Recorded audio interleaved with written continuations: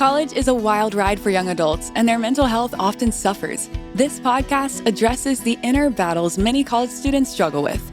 You're listening to Normalize It Forward, where we have raw, unfiltered conversations about young people's biggest mental health problems, how to handle them, and how to achieve a more resilient mind. Time to get rid of those heavy burdens and focus more on self-love and care. Here is your host, Mark Lehman. Welcome to Normalize It Forward, everybody. Hope everybody is having a wonderful day and evening, depending upon where you're located. My name is Mark Lehman. I am a family therapist, and I'm here today with Scott Simmons. Is it Simmons or Simons? I forgot to ask. Simons. Thank you. All right. Scott, thank you so much for being here. Scott is a professional speaker, wellness strategist, mindset coach, and purpose-driven entrepreneur who helps leaders and teams proactively elevate their clarity, resilience, and capacity to thrive. Over the past 20 years, he's delivered 300 conferences and workshops and partnered with over 350 organizations, inspiring thousands of employees to take ownership over their health and performance. His work blends the latest in behavioral science, performance psychology, and human-centered leadership into experiences that are energizing, evidence-based, and action-oriented. He has co-founded 4 social impact ventures, all grounded in a single belief. Well-being isn't a luxury. I love that, by the way. It's a leadership strategy. The more proactive they are about it, the stronger they lead, connect, and perform. He has navigated addiction, mental health challenges, and the high-stakes pressure of building purpose-driven businesses from the ground up. His daily practice is the foundation that keeps him grounded, clear, and resilient. And every tool he shares is shaped by his journey. Scott, welcome. Thank you. Thank you for that intro. Absolutely. Absolutely. There's so much here that I want to dive into. I guess would love to ask, what would be a good place for us to start? Tell us a little bit about Scott. What ignited kind of my journey into health and wellness was a mentor, Steve Sims. I met him when I was 19. I was in a drug rehab for 3 months in the woods here in Quebec. And that one encounter got me into a whole different direction in my life in terms of holistic health. I'd always been athletic, but never really the mind, body, spirit, the yoga, the meditation. And Steve was all about service, so he taught me about servant leadership, serving health. I call myself a health servant. So I serve health, which helps me serve health to other people as well too. Kind of like my mission to inspire a daily practice. I breathe in my daily practice to inspire others to do that. And then Steve and I in 2004 co-founded a community wellness center. That's where we did meditation and yoga. That's when I got into those practices, more sort of breath-based and personal development, and Carl Jung and Joseph Campbell and the hero's journey and all that. And then we co-founded a school for Black youth, the Black community. And then I went into other ventures. But I'd say that the story really started with a beautiful encounter with an amazing man that I followed for about 25 years. He passed away 2 years ago. Sorry to hear that. I was actually holding his hand when he passed away, which was beautiful and sad at the same time. He introduced me to the breath, but he was all about palliative care and death and rebirth. So I actually was able to witness that firsthand. So he taught me right till his last breaths, which is very symbolic of Steve. Very powerful. Very powerful. I'm so thankful you had someone like that in your world. And honestly, the more I talk to young adults, Scott, the more I think about the mentors I've had. And some kids that I work with, I'm a family therapist, and so some kids that I work with heading off to school, they haven't yet met their mentors. And you talk about this gentleman like he changed your life. And I think our good mentors in life do.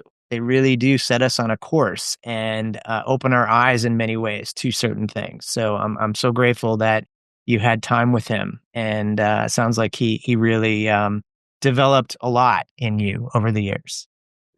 Yeah, I would not be here. I don't know where I'd be, but definitely not here in this conversation without Steve. Yeah. You said so much there, and I guess I wanted to ask because I think so much of my listeners are parents or young adults, and nowadays drug addiction is obviously rampant, and it's changed a lot. It's changed a lot over the years. Even treatment's changed a lot over the years. And I'm sure you've learned a lot. And everybody sort of relies on certain things. I think there you've got individuals in the AA community that swear by, their values and what they believe in. And, you've got there's a whole bunch of different ways in which people enter into recovery. I guess I'm curious to ask, what do you rely on? The drug rehab I went to was based on AA, the 12 steps, Mm-hmm. which are amazing. And I have nothing against them. I did my best to stop the drugs and stop the alcohol. And that was really difficult. It took me years, even after coming out of drug rehab, even though I think coming out, I stopped everything for like 10 months, and it became an anchor point because health is not a belief, it's an experience. And I experienced something there still to this day as an anchor point for me 28 years later. However, there was a point where I was just really struggling with stopping. The people around me, the context I was in, my community was consuming daily. And drugs and alcohol is very accepted in our society. So it's hard to get away from, unfortunately. Until I really flipped it around and it said, instead of stopping the drugs, start health. Get addicted to health, which can be a positive addiction, which leads to independence and then interdependence. And because if you're dependent on whatever it is, YouTube, the internet, fat, salt, it doesn't have to be your phone. It doesn't have to be drugs and alcohol. We always think it's that. But once you're dependent, you can't really achieve independence. So the health practice, I got very, very much into it. I knew what to do. It's sort of theoretically, but awareness without action is just a waste of awareness. So I brought action up to the level of awareness that I knew, started to meditate daily, move daily, went to the gym and took it very, very seriously. And then after the practices, I didn't feel like going back to those kind of negative addictions that kept me in that dependent comfort zone that I so wanted to get out of. So strategy now when I coach people, it's don't talk to me about losing 10 pounds or even the mental health issues or whatever it is. It's let's focus on the daily practice, 1,440 minutes in a day. Let's start with 1% of your day, so 15 minutes. And how can we keep that practice daily? So eventually you create a momentum, you start to create the independence, and you taste what an authentic, health-driven lifestyle tastes like. Because really, at the core of the true pandemic on the planet at the moment, which is stress, anxiety, mental health, it's lifestyles that are built with unhealthy habits. So how can we start to create new healthy habits? And once you start to taste that momentum, it's really hard to turn back. It's amazing. I made a simple change in my world. The beginning of this year, I don't usually bring this on camera, but I will today. I started hydrating and drinking kind of the proper amount of water, right? Thinking I was drinking the proper amount, but I wasn't. And now I am. And it's amazing the amount of energy that and mental clarity that I get just from water, and so I've begun telling people about it because I think it's a small shift, but it's a shift that has a big payoff. And I love how you said that 1,444 minutes a day, right? Like I love that. And it's that concept of we're just starting one building block and moving into the next and just creating some of that momentum. That's a great way of putting it. I have so many young adults that don't know where to start, and they're dealing with whether it be addiction of any type, or they're dealing with other large struggles. And they'll often come into my office and it's sort of like they've got weights on their shoulders, right? And they just like, I don't know where to start. And we find we find one place to start and build on that. And I think health is really, that's how people get healthy. And maybe also why people don't get healthy, right? Because they just don't know where to start. But you're 100% right. We certainly live in a world where, if you really look around, you've got people that sort of get it and they understand what they can be doing. And then maybe people that aren't ready to get it. They're not in a place just yet. And hopefully they get there sometime soon. But I'm curious, your shirt, it's screaming for me to ask. Tell me about that. Like, Be Human. What's that? Yeah. Be Human is a project I started in 2018. I had just done the Al Gore leadership training on the climate leadership. Of course, I had gone through, at that point, probably 2 or 3 depressions. So I was looking into my inner world and it was dark. to be honest, it was violent. It was paralyzing. The voices in my head. I was looking around. I go into corporations. I've been going to corporations since 2006. So this archaic industrial system that simply does not serve the planet or the employees. So I was seeing the dis-ease. Like I'd give 10-minute health breaks in companies to get employees to move, and employees would come to just cry because I was their solace, or I was a safe space for them. I didn't even know them very well, but just a level of distress. They didn't know where to go. So I said to myself, I think humanity is we're kind of failing at the moment. We can do so much better, and it's not that complex. And so I started a club of human beings that wanted to be part of the solution, practice daily, be challenged, supported. I have a crazy network of wellness specialists that's at the service of this club. It's generally growing every single year. However, it's human beings that want to kind of reclaim higher ground so we can serve humanity. So hopefully we'll wake up and thrive again. And I say the again because I feel we have maybe pre-agricultural revolution or something, but I feel there was a time where humanity was thriving. And maybe it wasn't that too far ago, but if I look back at the 20th century, the human-to-human violence was crazy. And I just feel that if we were breath-driven, kind of human-driven, what does it mean to be human instead of robots or this or that? I feel the solutions are right there, right in front of us. However, we have to get out of that reactive state and more in a proactive state, tap back into these human circuits in the brain that aren't primal and primitive, that just want to say, I'm right, you're wrong, blue against the red, this against that, and very, very primal circuits. We have this executive functioning that we can connect to and lead from there, lead from the heart.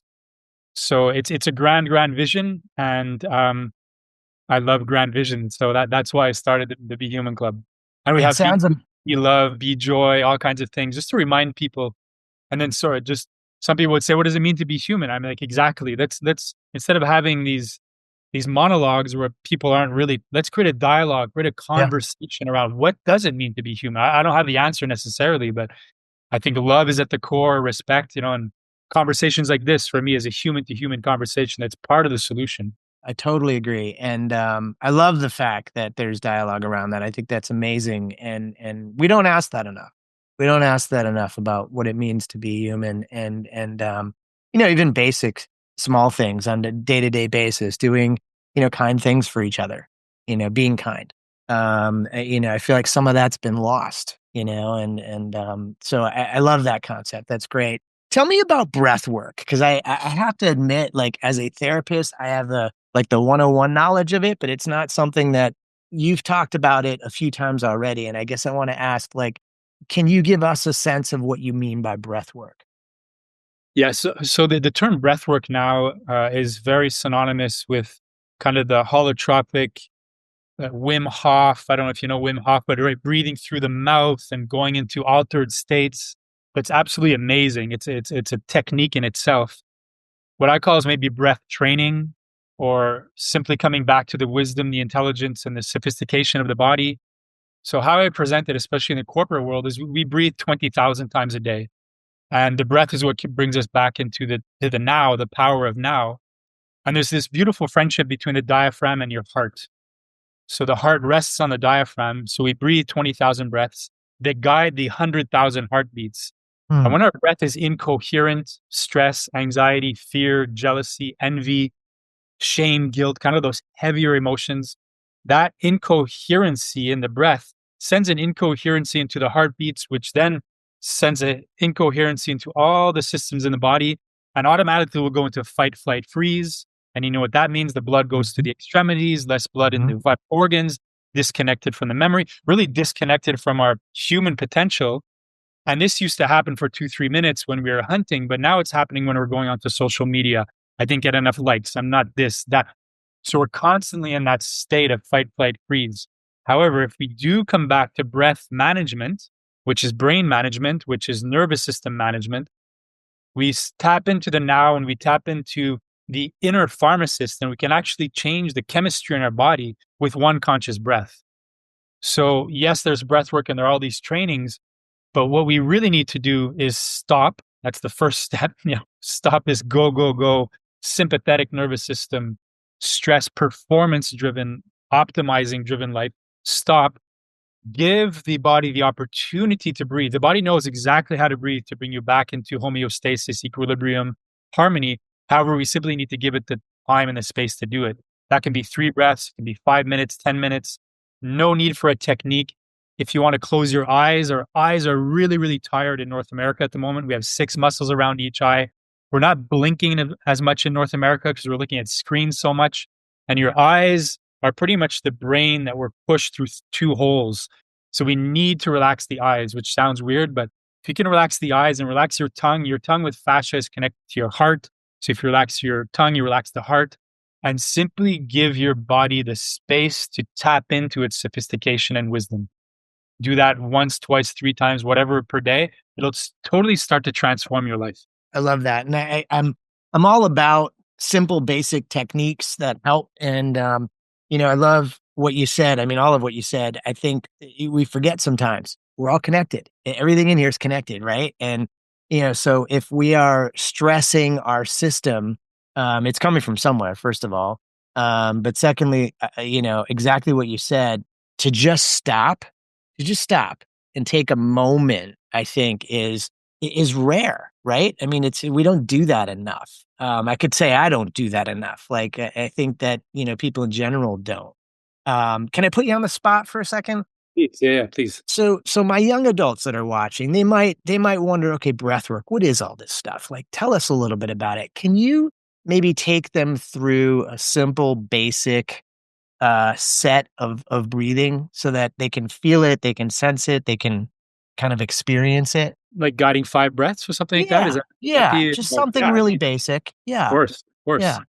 I would Um, love that. Thank you, Scott. so the first step is, hopefully you're not driving or anything, that you're in a safe space. Definitely. If you can, root down with the 4 corners of your 4 feet, just feel your foundation, your base. Close the eyes. So we are relaxing the 6 muscles around the eye, which will relax the brain, the nervous system. And then if you'd like to bring one hand to the abdomen, one hand to the chest, just so we're so connected to our phones, the technology of the phones, but we forget about the incredible technology in the human body. So we're just going to feel how the body is breathing now. Those 20,000 breaths, 20,000 inhalations, 20,000 exhalations that we often take for granted. And so just a bit of gratitude for the intelligence that knows exactly how to breathe to bring you back into harmony. And for these 5 breaths, I'd like us to breathe through the nose. Breathing through the mouth is kind of like eating through the nose. It's kind of weird. Really, the nose was made to breathe. So start by exhaling through the nose and then take a deep inhale through your nose.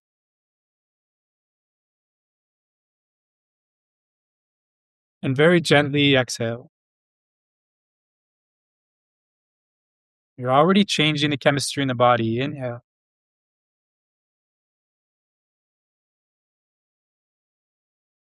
A gentle hold, relax the facial muscles, relax your inhalation muscles, your shoulders. 3, 2, 1, exhale.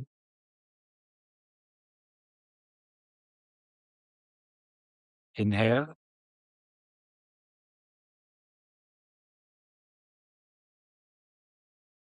And exhale. Remember that beautiful friendship between your heart and your diaphragm. Inhale.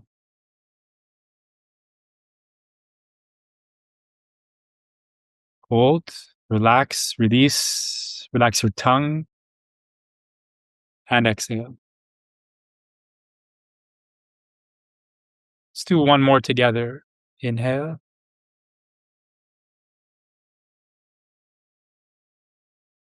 Hold.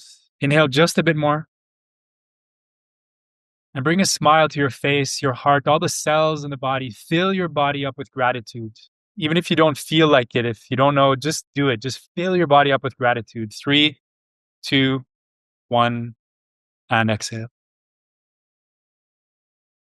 Keep your eyes closed for a few more breaths and witness how your body's breathing now. There is so much intelligence because you've given your body the space to tap into that wisdom, that sophistication.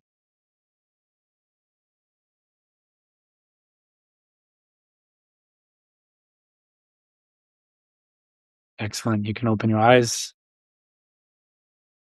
That is how it's done, everybody. Thank you, Scott. That was awesome. Love that. Love that. And I want to point out the simplicity. And as you said, other than driving a car, you can pretty much do that wherever you need to do that. And it's amazing how often I have people say, "Gee, my phone's acting funny," and I'll just turn it off and turn it back on. But we don't do that for ourselves enough, right? So thank you. I really appreciate you bringing that to the table today. Can I just go just a little step further in what we Please, just did? please. Yeah. So one of my favorite words. So Steve was very much into etymology and the roots of the word. So there's inspire and there's expire. Hmm. There's a word we truly destroyed, especially in the past few years, is conspire, like conspiracy theories and stuff like that. Con means with, and spirare means to breathe. So inspire, expire, and conspiracy means to breathe together. So I Hmm. know the solutions to a lot of, let's say, the challenges and the problems, let's say, on the planet at the moment. One that I do know is truly part of the solution is the true conspiracy, where one or two or more people come together to breathe together, to calm down the reactive, primal, primitive brain that's very reactive, connect to the much more evolved human brain to find solutions that will serve humanity and serve the planet. And this next 7 generations, not the next 4 years, but the next quarter, the next 4 years. So I truly feel that the work that we just did there, I don't know how many people are going to be breathing together, but the ripple effect of that is at the core of the solutions that the planet needs, that the urgently needs at the moment. That's awesome. That's awesome. And I take from that, breath work is not just individual. Breath work can be done with people. Breath work, I certainly know plenty of my students that I work with that experience panic and panic attacks. If you're a parent and you're with your student and they're experiencing those things, breath work is grounding. It is amazing. And it is truly a reboot to be able to, as you said, Scott, very eloquently, to be able to give you kind of a higher level set of thought. So that's amazing. I mean, one of the things I ask a lot about when we talk about wellness is like, what's in your bag? And breath work is, to me, something everybody can do, and you can do it just about anywhere. So I appreciate you sharing that with us. Can I ask what else is in your bag, Scott? What else do you do to stay grounded? Yeah, I've been working on my bag or the toolkit, let's say, for 25 years now. I mean, kind of the next step in terms of breath would be heart coherence. The heart coherence practice, very, very simple. Thousands of scientific studies on it. You're inhaling for 5, exhaling for 5 for 3 to 5 minutes, which brings all your systems into a coherent state. So that and the benefits will last up to 4 to 6 hours. So if possible, you're doing the 5 minutes 3 times a day. You can look for heart coherence or heart resonance practice. Very, very simple. So I definitely look into that. The toolkit I use on the daily probably is meditation. I did Vipassana meditation, a 10-day meditation retreat in silence. I've done that 3 times. That I use, I'll practice on the mat, let's say, or on my cushion, which right here, the meditation cushion. But now I'm bringing it much more into real life.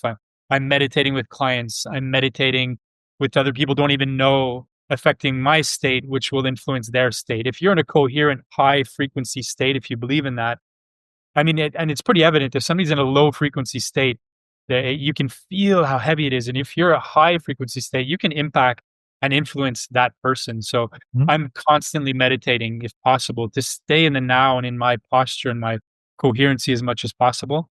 In my one of my midlife crisis sports, one was I took up mountain biking again, and I started snowboarding at age 45. And the other one is jujitsu.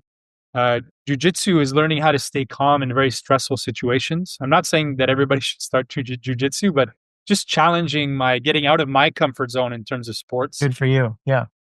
And then the ultimate one, or another powerful, powerful one, and I'm blessed to be in Quebec, is cold showers or the cold. If you can manage your breath in the cold, in cold water, the cold is a ruthless, ruthless teacher. It's pretty much liquid cortisol. So if you can learn to go into the cold bath, the cold plunge, or cold shower, and learn how to exhale throughout the experience, exhaling for 5 to 10 seconds, let's say, because the exhalation is the parasympathetic response, it's the relaxation response. So you're practicing in the cold how to stay calm in stressful situations. So when you get out of the shower, you go into real life, you're like a ninja, like a Jedi, like a sensei of your nervous system, and you'll be responding to life instead of reacting to life. And that's when you can truly start to take responsibility over your actions and responsibility over your energies. And we all have that ability to respond. And I'd say if you can have access to cold showers or cold plunges or lakes or rivers or whatever it is, practice as much as possible because it will rebuild your nervous system in an optimal way. Fascinating. I love how you said that liquid cortisol. I've never heard that before. But it really, I mean, I think what you're talking about doing is preparing and helping people understand, that the more prep you have when a situation does arise, you'll be ready for it, which is amazing. That's amazing. My broad takeaway, Scott, is, and I want young people to really hear this message, is that, our mental health, our wellness doesn't just happen. We have to go out of our way. We have to chase it. We have to do certain things that make us feel grounded, make us feel whole, stretch our bounds a bit, and put us in a zone where we're able to be in the moment and assisting. And to me, I like you, I feel like my mission in life is to assist and to help. And I feel so good when I do that. And I think that, for lots of people that don't have a lot of experience doing that, recognizing the value in just being kind, just small little things like offering someone friendship or an ear or a space or to be connected to. Those are all ways in which you ultimately help people, but you can help yourself doing as well. And I think it's a real good takeaway for young adults to hear. You have a mindset, Scott, that is a little different from people that I normally talk to, and I appreciate that because it helps me grow, helps me understand things that I don't understand. Honestly, I want to try a cold bath, cold shower, cold something, after this conversation tonight because it sounds really amazing. I've never done that, and I'm guessing a lot of my audience hasn't either. But certainly, you gave a great description, and I think it sounds like something that could really benefit all of us in many ways. I'm curious, you go into businesses and, businesses, I would imagine, do you travel all over for that or is it mostly in Quebec? Mostly in Quebec. I mean, I have been across Canada, and the services I'll bring personally is either I taught yoga for 10 years, as I mentioned, those 10-minute health breaks, and then conferences called Proactive Mindset, just getting from that reactive primal state into a much more proactive state. But then we have a team of about 50 experts as well, too, that will go in osteopathy, chiro, physio, nutritionist, anything that can help the employee on site out of those 168 hours a week. If you're spending 40 to 60 hours sitting and working and not investing in your health, it'll lead to this. Once again, I said this pandemic of burnout and depression in the workplace. It's eye opening how disconnected people are from their bodies. So, so yeah, I've been doing that since 2006. So I'm kind of an OG in the corporate wellness game. Good for you. I'm going to ask you a big question then, OG, because I'm curious. I mean, that's a long time, Yeah. and I'm curious, how has, in your observation, health and wellness changed within businesses, within people from then to now? Yeah, that's a great question. It's a huge question. I'll answer it as quickly, I guess, as I can. 2006 is when I started. I felt at that point that companies were actually truly taking health and wellness of their employees seriously. And still to the day, our best sales were in 2007. And then, of course, the Great Recession, the biggest recession in 100 years, kicks in. So that the first thing that companies cut out is the health and wellness. So it took us a long time to come back up. And then we were kind of sailing again. And then, of course, the pandemic hits, which completely transformed the workplace. However, now not just the HR person, but the CFO is starting to talk about health and wellness because of the costs of disease and medication and burnout and leaving the office for 6 months, whatever it is. So now the CFO is starting to talk about it, and health and wellness is part of the solution. It's great. Seeing is that the awareness has gone up a lot. Very, very aware of what we should do. Companies are pretty much like they're obese. They've got cancer. They're just not into health and wellness. They know what to do, but they're not doing it. The action is definitely not as high as the Awareness. awareness. And it's so dependent, I'd say, on geopolitics, on the finance, and now the volatility in the world. I don't need to get into politics and stuff, but it's so volatile. People don't know, are we in a recession or not?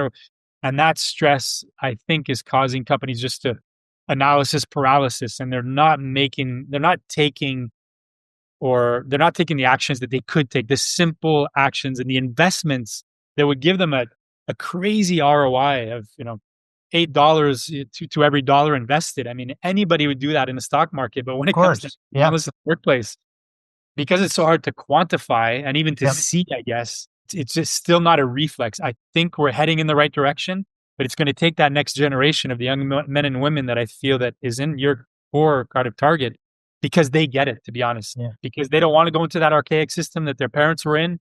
It's just the human is not in the equation. There's really no benefit for them, I feel. So they want to be part of that new wave.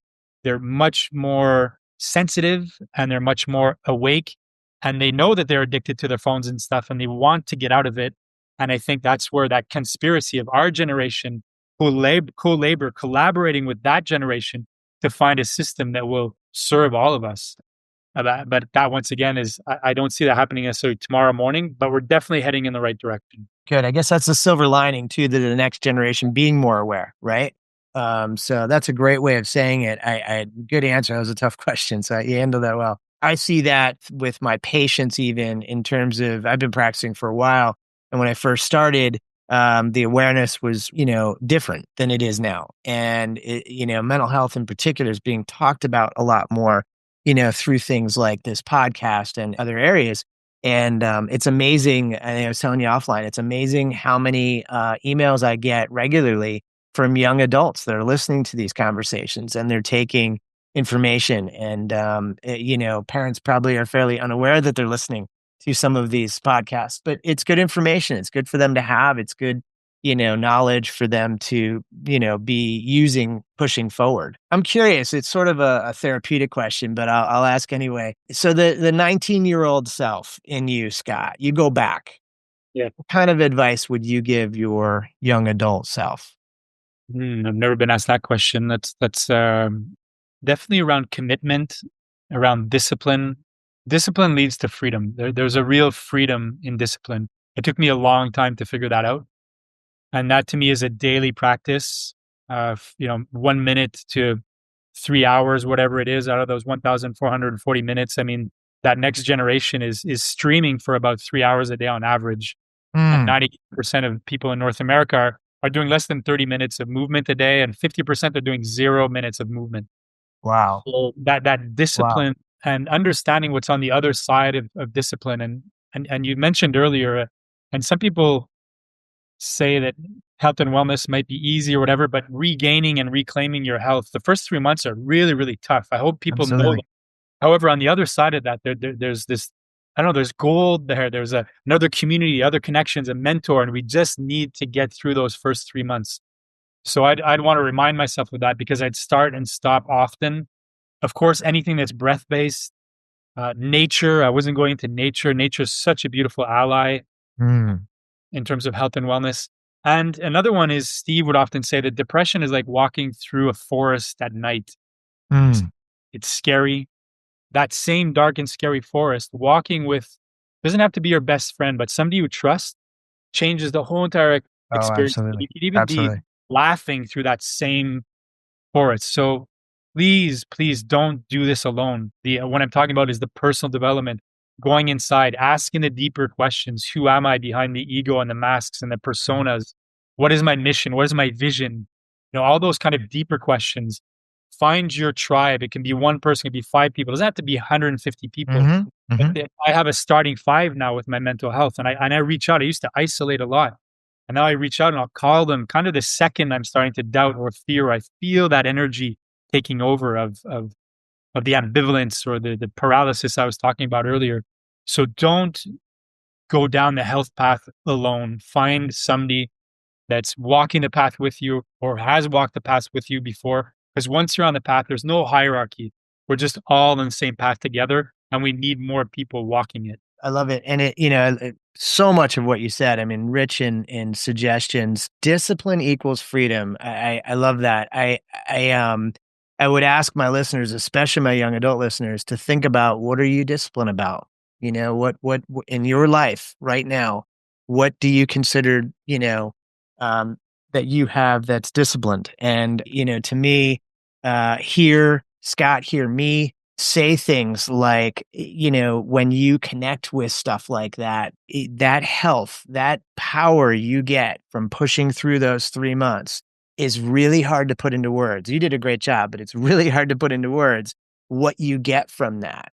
And again, I wish I knew that when I was 19. I didn't. I didn't, but we're passing information, and that's kind of what this podcast is all about. And I think in many ways you've taught us a lot. So I appreciate all of your information, Scott. And I feel like I could talk to you for hours about this, but you've been kind enough to give us some of your time tonight. So I really appreciate it. One more question for you. So normalize it forward. The way I've created this system is I like the conversation to keep moving forward. And so I usually ask my guests to nominate a friend, a coworker, a relative, someone that would be good for me to interview in the future. Any thoughts? Anyone you have in mind? Can I give you two? Of course. Yeah, absolutely. I had two wonderful friends of mine that are on my starting five of Great. people I call any minute, any day. Joey Kaz and Dunya Darwish, two wonderful human beings that are part of the Human Club as well. And without them, once again, walking through the forest would have been very, very scary without these beautiful, beautiful human beings at my side. Awesome. I so appreciate that. I'll get their contact from you offline, Scott. And I just want to highlight, I love that phrase, my starting five. I have a starting five myself, and I think it's in many ways, it takes a while to figure out who should be on that team. But again, young adults that are listening, think about it. Here's two adults that rely on that. It's not a coincidence. Like that's a really important system to have around you, and support is immense. You can't get past it. It's immense. Totally. So, And on a quick thing on that, I was like, if I was going to the Olympics for mental health, facing up against all my demons, who would be my starting five? It's kind there of you go. because I'm basketball and it's just like sports is my thing, definitely.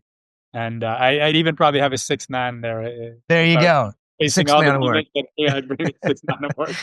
Hey, have as many people on that team as you can, but I think in this world we can't go it alone, right? And so, Scott, I appreciate your connection. I'm hoping that you and I can stay connected. You're a wonderful individual and full of knowledge and information, and I appreciate your humanness. So keep up your work and continue doing what you're doing. Thank you so much. Thank you very much. Appreciate it. Have a good evening, Scott. Take care. You too. That's all for this episode of Normalize It Forward. May this conversation serve as a reminder that you are never alone in facing your mental health struggles. There are always people who can help. To dive even deeper into our journey of normalizing one of the biggest issues young people face, check out more episodes of the show at youareheard.com. It's UAREHEARD.com. Continue gaining access to the right tools, the best resources, and the most insightful advice to achieve positivity, mindfulness, and genuine happiness.